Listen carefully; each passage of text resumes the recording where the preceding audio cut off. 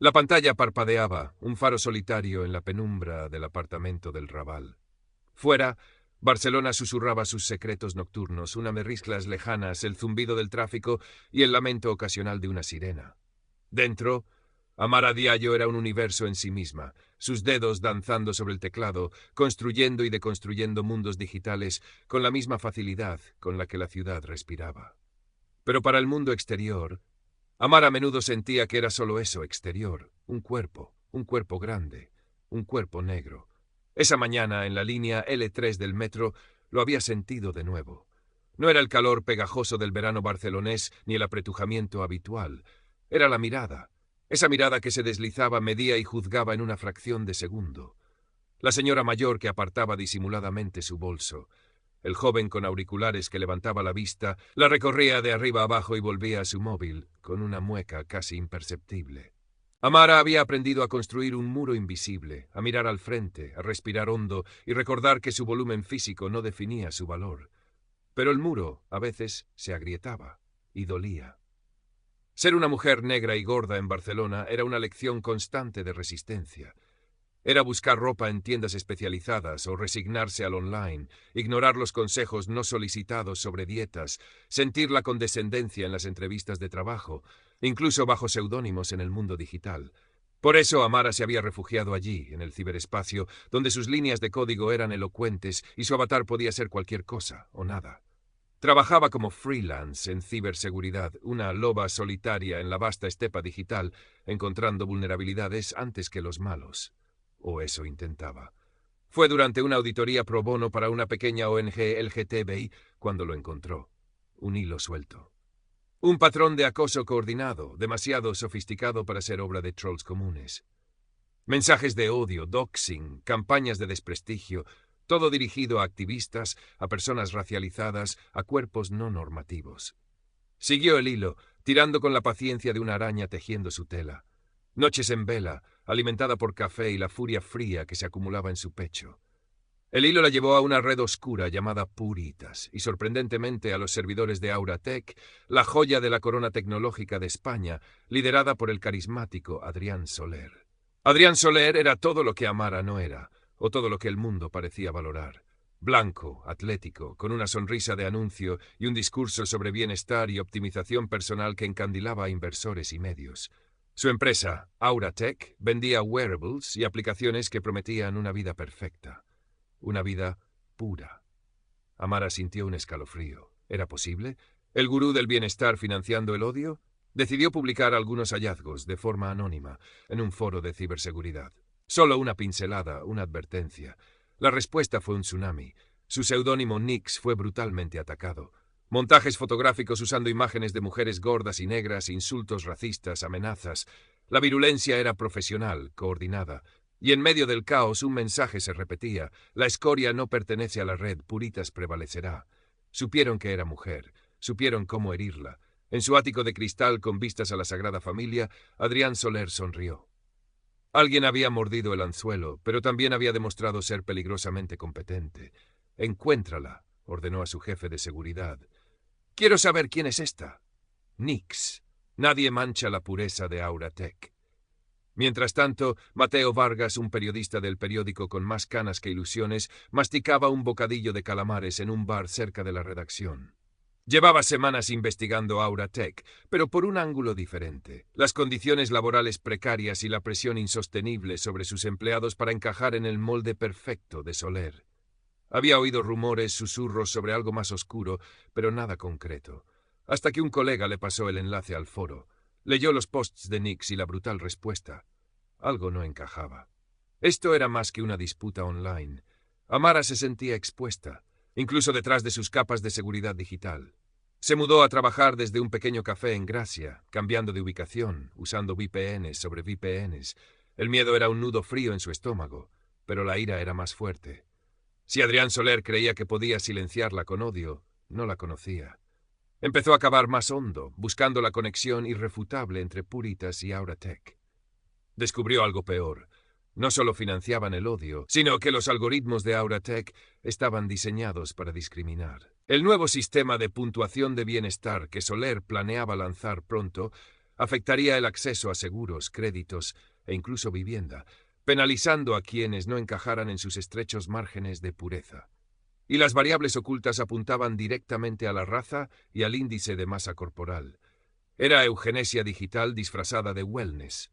Mateo, por su parte, encontró a un ex empleado de Auratech dispuesto a hablar bajo anonimato. Le contó sobre la obsesión de Soler con la pureza, sus comentarios despectivos y la existencia de un departamento ético que en realidad se dedicaba a blanquear los algoritmos. El ex empleado mencionó a una misteriosa consultora externa que había detectado fallos éticos graves antes de ser despedida abruptamente. Nix. Los caminos de Amara y Mateo estaban destinados a cruzarse. Mateo, usando sus habilidades periodísticas, logró rastrear una posible identidad detrás de Nix a través de un rastro digital mínimo que Amara había dejado sin querer. Consiguió su email encriptado. Nix, soy Mateo Vargas, periodista. Creo que estamos investigando lo mismo y creo que estás en peligro. Hablemos. Amara dudó durante días. Confiar era un lujo que rara vez se permitía. Cada interacción era un cálculo de riesgos. ¿Y si era una trampa? Un periodista buscando una exclusiva fácil que la expondría y luego la abandonaría. Pero la presión aumentaba. Sentía la respiración digital de Adrián Soler en su nuca. Necesitaba un aliado en el mundo físico. Acordaron encontrarse en el Parc de la Ciutadella, un lugar público pero con rincones discretos. Amara llegó pronto, sentándose en un banco desde donde podía observar. Vio a Mateo acercarse, un hombre de aspecto cansado, con una gabardina arrugada y una mirada aguda. Él también la observó. Amara vio la sorpresa inicial en sus ojos al verla, la sorpresa que siempre veía, pero también vio cómo la reprimía, reemplazándola por una profesionalidad forzada. La conversación fue tensa. Mateo expuso lo que sabía. Amara, sin revelar su identidad real, compartió la gravedad de los algoritmos. ¿Por qué haces esto?, preguntó Mateo, su cinismo luchando contra una incipiente admiración. Amara lo miró fijamente. Porque este sistema que él construye, dijo, su voz baja pero firme, está diseñado para borrar a gente como yo. Porque me miran y solo ven kilos y color. No ven el código que puedo romper, no ven la mente que puede desenmascararlos. Lucho porque existir, para mí, es resistir. Mateo se quedó en silencio un momento. Vale, dijo finalmente. Te creo. ¿Cómo te ayudo? La alianza se forjó, frágil pero necesaria. Mateo usaría sus contactos para verificar información y preparar el terreno para una publicación masiva. Amara se centraría en conseguir la prueba definitiva. Acceso directo a los servidores centrales de Auratech. Pero Adrián Soler no era tonto. La investigación de Mateo y la persistencia de Nix lo pusieron en alerta máxima. Intensificó la caza. Usó su propia tecnología, sus algoritmos de reconocimiento facial y análisis de datos para barrer la ciudad. Y una tarde, mientras Amara tomaba un café en el Born, una cámara de seguridad, conectada a la red de Auratech, la capturó. El algoritmo cruzó datos. Su presencia cerca de puntos de acceso Wi-Fi usados por Nix, su historial de compras online, incluso su patrón de movimiento detectado por sensores urbanos. La conexión se hizo. Amara Diallo era Nix. Adrián sintió una oleada de triunfo y repulsión. Ella, la encarnación de todo lo que despreciaba, la impureza que intentaba erradicar. La ironía era casi poética. Decidió que no bastaba con silenciarla, tenía que destruirla. La ofensiva fue brutal. Su foto, su nombre, su dirección, una antigua, por suerte, fueron filtrados a los foros de Puritas.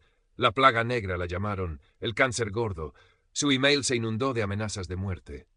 Su WhatsApp se llenó de imágenes grotescas y mensajes de odio. Intentaron hackear sus cuentas bancarias. La atacaron donde más dolía, su identidad, su cuerpo, su existencia. Amara se derrumbó. Se encerró en su apartamento, las cortinas echadas, el teléfono silenciado. El muro invisible se había hecho añicos. Se sentía desnuda, vulnerable a por el peso del odio del mundo. La duda la carcomía. ¿Quién era ella para enfrentarse a un gigante como Soler? Quizás él tenía razón. Quizás ella era solo un error. Fue Mateo quien la sacó del abismo. Golpeó su puerta hasta que ella abrió, con los ojos hinchados y la mirada perdida. No pueden ganar, Amara, le dijo, su voz inusualmente suave. No puedes dejar que ganen. No estás sola en esto. Le mostró mensajes de apoyo que empezaban a surgir, gente que había leído sus posts anónimos y se sentía inspirada. Le dijo que su historia, su lucha era importante. Algo hizo clic dentro de Amara. La ira regresó.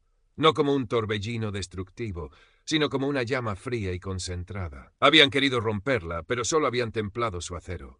Se levantó, sus ojos recuperando el brillo inteligente. Tienes razón, Mateo. No van a ganar, van a caer, y yo misma los voy a tirar. Supo que Soler planeaba lanzar su sistema de bienestar global en un evento masivo en el Disney Hub Barcelona en 2 semanas. Sería su coronación, y sería su caída. El plan era audaz, casi suicida. Amara se infiltraría digitalmente en la red del evento durante la presentación de Soler, mientras Mateo estaría allí físicamente para crear alguna distracción o ayudarla si algo salía mal, y proyectaría las pruebas irrefutables en la pantalla gigante detrás del escenario. Las siguientes 2 semanas fueron una fiebre de trabajo. Amara apenas dormía, mapeando la red del Disney Hub, buscando puertas traseras, preparando sus herramientas digitales. Mateo usó sus credenciales de prensa para acceder al lugar, estudiando la seguridad, los tiempos, las posibles rutas de escape. La tensión era casi insoportable. Cada clic, cada llamada podía ser una trampa. Llegó la noche del evento. El Disney Hub bullía de gente guapa, ejecutivos trajeados y periodistas ansiosos. Adrián Soler estaba en su elemento, sonriendo, estrechando manos, exudando carisma y poder. Parecía intocable. Desde su apartamento convertida en su centro de comando, Amara inició el asalto digital. Sus dedos volaban, el código fluyendo como un torrente. Encontró la primera barrera. La sorteó. La segunda, más difícil. Sentía a los técnicos de Soler respondiendo, intentando bloquearla. Era una danza peligrosa en el ciberespacio. Mateo, dentro, se movía nerviosamente. Recibía mensajes codificados de Amara. Necesito una distracción. A la oeste. Ahora. Mateo, con el corazón en la garganta, derramó accidentalmente una bandeja de copas cerca de un nodo de red crucial, creando confusión y atrayendo a la seguridad. Amara aprovechó la ventana. Entró. Estaba dentro de la red principal. Pero Soler, desde el escenario, sintió que algo iba mal. Una luz parpadeó en su tablet de control. Su sonrisa se tensó. Hizo una señal discreta a su jefe de seguridad. «Me están cerrando», tecleó Amara a Mateo. «Necesito acceso físico al proyector principal. Ya». Mateo vio el pánico en el mensaje. Vio a Soler comenzando su discurso, su voz resonando con falsa sinceridad. Vio la sala de control de proyección apenas vigilada. Tomó una decisión. Usando su pase de prensa y una dosis de descaro, se coló en la sala, redujo al único técnico somnoliento y conectó un pequeño dispositivo que Amara le había dado. Conectado, envió. En el escenario, Soler hablaba. Un futuro donde la salud y el bienestar no son un privilegio, sino una realidad medible, optimizada, pura. Ahora, Amara, susurró Mateo. Desde su apartamento, Amara ejecutó el comando final. La pantalla gigante detrás de Soler parpadeó. Su logo sonriente desapareció. En su lugar aparecieron emails internos, registros financieros, fragmentos de código de los algoritmos discriminatorios, chats de puritas, y luego un video. Adrián Soler, en una reunión privada, hablando con desprecio de los indeseables, de la necesidad de limpiar, su rostro contorsionado por el odio que ocultaba también. La sala se quedó en silencio, un silencio denso, atónito, luego un murmullo, luego gritos, el caos. Soler se quedó paralizado, su máscara perfecta, hecha añicos, su rostro pálido bajo las luces. Se vio expuesto, desnudo, feo.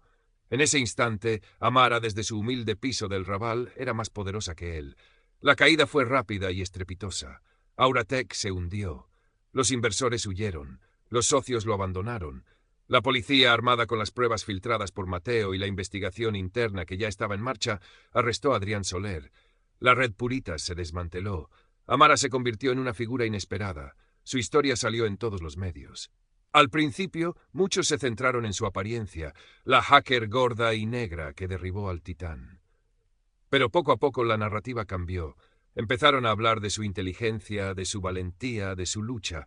Recibió ofertas de trabajo de grandes empresas de ciberseguridad, pero las rechazó. Aceptó un puesto en una fundación dedicada a luchar por la ética digital y contra la discriminación algorítmica. Unos meses después, Amara caminaba por el Passeig de Gracia. El sol de la tarde bañaba los edificios modernistas. Seguía siendo una mujer negra y gorda. Las miradas seguían existiendo. El murmullo de los prejuicios no se había silenciado del todo. Pero algo había cambiado. Amara caminaba con la cabeza alta. Ya no llevaba un muro invisible, sino un aura de calma y fuerza. Las miradas ya no la herían de la misma manera. Algunas incluso eran de reconocimiento, de respeto.